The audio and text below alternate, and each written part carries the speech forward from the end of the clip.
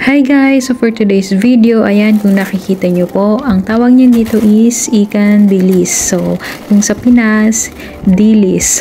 Yun. Pero, ewan ko sa iba kung ano tawag niyan. So, ayan. Popular po siya dito sa Malaysia. So, ayan po. Tatanggalin ko po siya ng tinik.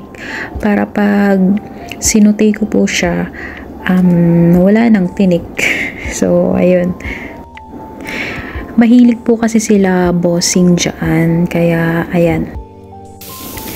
So, ayan na po siya. Sinutay ko siya with onion. So, ayan. Halo-halo. Kita mo yan? Isasala ko yan sa laway mo pag tumulo. Charot! So, ayan. Tinatanggal ko na siya pag kumulo na. Yan. Kasi hindi na yan kailangan. So, ayan na po siya nung natanggal ko na yung dilis.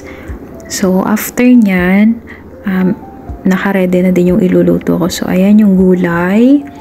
Tapos, yung meatballs. Tapos, ayan siya before yung dilis. Yan. Fish cake and noodles.